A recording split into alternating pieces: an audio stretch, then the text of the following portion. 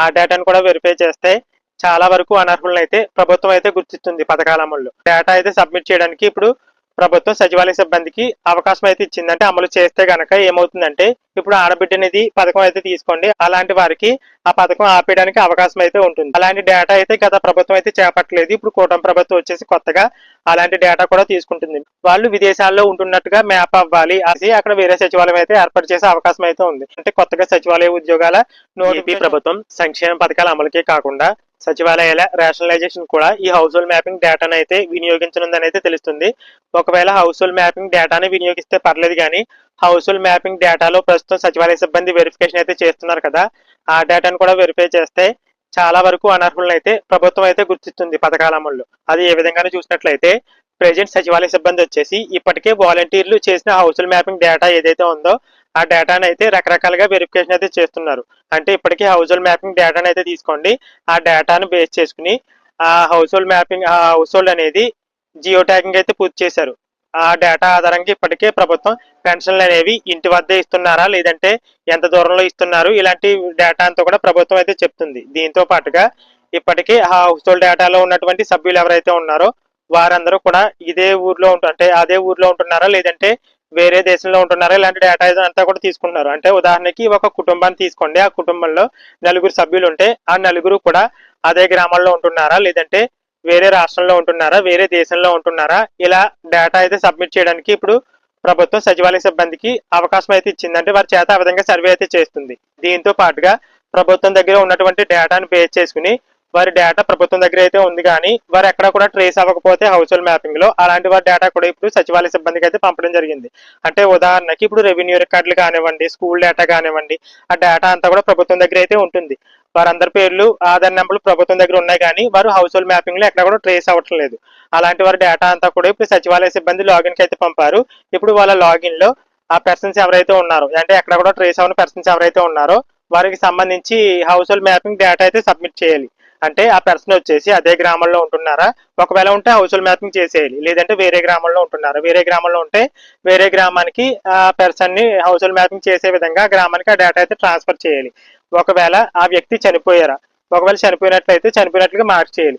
ఒకవేళ వేరే రాష్ట్రంలో ఉంటే వేరే రాష్ట్రంలో ఉంటున్నారని వేరే దేశంలో ఉంటే కనుక వేరే దేశంలో ఉన్నారని ఇలా మైగ్రేషన్ ఆప్షన్ అయితే ఇచ్చి హౌస్ హోల్డ్ మ్యాపింగ్ అయితే పూర్తిగా అయితే అంటే ఎక్కడ పొరపాట్లు లేకుండా ఇప్పుడు ఏపీ ప్రభుత్వం అయితే చేపడుతుంది. వైసీపీ హయాంలో కూడా హౌస్ హోల్డ్ మ్యాపింగ్ డేటాను బేస్ చేసుకుని సంక్షేమ పథకాలు అయితే అమలు చేశారు.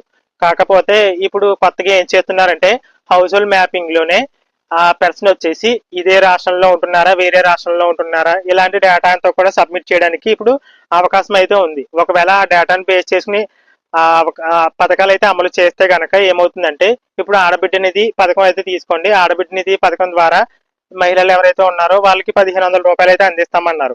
ఒకవేళ ఆడబిడ్డ నిధి పథకానికి అప్లై చేసే మహిళ వచ్చేసి ఏపీలో కాకుండా ఇతర రాష్ట్రాల్లో కానీ ఇతర దేశాల్లో కానీ ఉంటున్నట్టు కనుక హౌస్ హోల్డ్ మ్యాపింగ్ లో మ్యాప్ అయితే అలాంటి వారికి ఆ పథకం ఆపేయడానికి అవకాశం అయితే ఉంటుంది.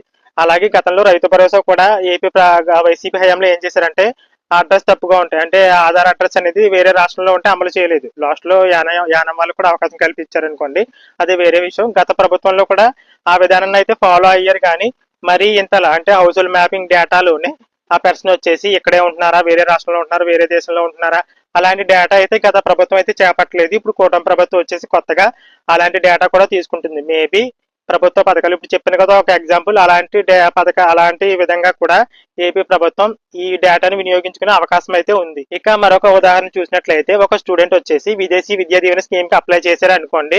ఆ స్టూడెంట్ వచ్చేసి హౌస్ హోల్డ్ మ్యాపింగ్ లో ఉండాలని చెప్తారు. తప్పకుండా హౌస్ హోల్డ్ మ్యాపింగ్ లో అయితే ఉంటారు. అలాగే కాకుండా ఆ హౌస్ హోల్డ్ మ్యాపింగ్ లో మ్యాప్ అయిన స్టూడెంట్ ఎవరైతే ఉన్నారో వాళ్ళు విదేశాల్లో ఉంటున్నట్టుగా మ్యాప్ అవ్వాలి. అలా మ్యాప్ అయి ఉంటే మాత్రమే వారికి విదేశీ విద్యా దీవెన వస్తుంది.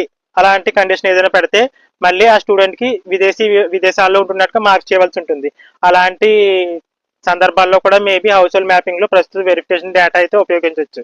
అంటే వాళ్ళు హౌస్ హోల్డ్ మ్యాపింగ్ లో పర్సన్స్ వచ్చేసి అదే గ్రామంలో ఉంటున్నారా వేరే రాష్ట్రంలో ఉంటున్నారా వేరే దేశంలో ఉంటున్నారా ఇలాంటి డేటా అంతా కూడా ఈ ప్రభుత్వ పథకాలకి వినియోగిస్తే కనుక చాలా వరకు అనర్హులు అయితే తగ్గుతారు అని అయితే నా ఉద్దేశం. అలాగే సచివాలయాల రేషనలైజేషన్ కూడా ఈ హౌస్ హోల్డ్ మ్యాపింగ్ డేటా ఆధారంగా చూస్తే జనాభా కూడా పెరిగినట్టు ఉంటారు కాబట్టి సచివాలయాల రేషనలైజేషన్ లో భాగంగా కొత్తగా సచివాలయాలు అయితే ఎక్కువగా ఏర్పాటు అయితే అవుతాయి. అంటే 2,500 కంటే ఎక్కువ జనాభా ఉన్న చోట్ల మరొక సచివాలయం ఏర్పాటు చేస్తామని ఇప్పటికే కూటమి ప్రభుత్వం అయితే చెప్పింది. ఒకవేళ హౌస్‌హోల్డ్ మ్యాపింగ్ డేటా ఆధారంగా రేషనలైజేషన్ కనుక చేస్తే గనక ఆ 2,500 మందిని కూడా ఒక విలేజ్ కింద మ్యాప్ చేసి అక్కడ క్లస్టర్ కింద మ్యాప్ చేసేసి అక్కడ వేరే సచివాలయం అయితే ఏర్పాటు చేసే అవకాశం అయితే ఉంది. ఇక్కడ వేరే సచివాలయం ఏర్పాటు చేస్తున్నారు అంటే కొత్తగా సచివాలయ ఉద్యోగాల నోటిఫికేషన్ వస్తుందని కాదు. ఇప్పటికే ఉన్నటువంటి సచివాలయ సిబ్బంది ఎవరైతే ఉన్నారో వారినే ఇప్పుడు కొత్తగా ఏర్పాటు చేసే సచివాలయాల్లో అడ్జస్ట్ అయితే చేయనున్నారు. అంటే ఒక చోట్ల సచివాలయ సిబ్బంది ఇప్పటికే ఎక్కువ మంది, ఒక చోట్ల తక్కువ మంది ఇలా అయితే ఉన్నారు కదా. రేషనలైజేషన్ లో భాగంగా అన్ని చోట్ల కూడా సమానంగా సచివాలయ సిబ్బంది ఉండే విధంగా, అలాగే ఎక్కువ మంది జనాభా ఉన్న చోట మరొక సచివాలయాన్ని అయితే ఏర్పాటు చేసి ఎక్కడైతే ఎక్కువగా సచివాలయ సిబ్బంది ఉన్నారో ఆ సిబ్బందిని కొత్తగా ఏర్పాటు చేసిన సచివాలయానికి అయితే అసైన్ చేసి ప్రజలకైతే సేవలు త్వరగా అందే విధంగా అయితే ఇప్పుడు కూటమి ప్రభుత్వం చర్యలు అయితే తీసుకోనుంది. ఏపీ ప్రభుత్వం సంక్షేమ పథకాల అమలు అనేది ఈ హౌస్హోల్డ్ మ్యాపింగ్ లో ఉన్నటువంటి డేటా ఏదైతే ఉందో ఆ వెరిఫికేషన్ చేస్తున్నారు కదా, ఆ వెరిఫికేషన్ ఆధారంగానే అమలు చేస్తామని ఇప్పుడు వరకు అయితే అఫీషియల్ గా అయితే అనౌన్స్ చేయలేదు.